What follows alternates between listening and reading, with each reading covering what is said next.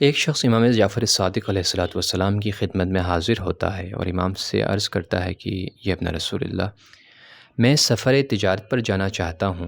آپ سے استخارے کی درخواست ہے۔ امام نے استخارہ فرمایا اور فرمایا کہ بد آیا ہے، تمہارے حق میں نہیں ہے، تمہارے نقصان میں ہے، لیکن اس نے اسے اگنور کیا۔ سفر تجارت پر وہ نکل گئے۔ اتفاقاً اسے بہت زیادہ فائدہ بھی ہوا، اس نے بہت پروفٹ بھی کمایا۔ وہ تعجب کر رہا تھا کہ امام نے کیوں کہا کہ میرے نقصان میں، اب تک مجھے کوئی نقصان نہیں ہوا۔ یہی سوچتے وہ واپس آئے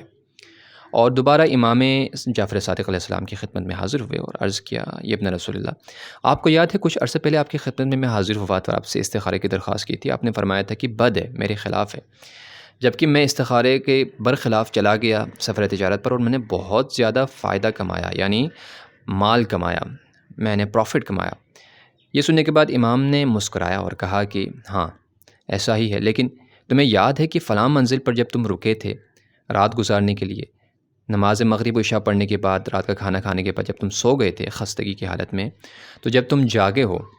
تو تم نے دیکھا کہ نماز صبح تمہاری قضا ہو چکی ہے اور سورج طلوع ہو چکا ہے۔ اس نے کہا جی مولا ایسا ہی ہوا تھا۔ مولا نے فرمایا کہ اگر خداوند متعال تمہارے اختیار میں دنیا و ما فیہا قرار دے، یعنی جو کچھ اس دنیا میں ہے وہ تمہارے اختیار میں دیتے، اور تم چاہو کہ اس قضا شدہ نماز کا جبران کرو، یعنی اس کی تلافی اگر کرنا چاہو، جو کچھ دنیا میں ہے اور جو کچھ دنیا اور اس میں ہیں اس کے ذریعے تم اس کی تلافی کرنا چاہو تو تم اس کی تلافی نہیں کر سکو گے۔ اللہ اکبر! اس کا جبران تم نہیں کر سکو گے، اتنا بڑا نقصان ہوا ہے، اور اس نقصان کی بنا پر میں نے تمہیں کہا تھا کہ اس سفر تجارت پر مت جاؤ۔ امیر المومنین علیہ والسلام اپنی ایک حدیث میں اس طرح سے بیان فرماتے ہیں کہ لا یخرج الرجل فی سفر یخاف منہ علی دینہ و صلاتہ، یعنی انسان کو ہرگز ایسے سفر پر نہیں جانا چاہیے جس میں اس کو اس کے دین کے حوالے سے نقصان ہونے کا اندیشہ ہو، یعنی اسے اندیشہ ہو، اسے یہ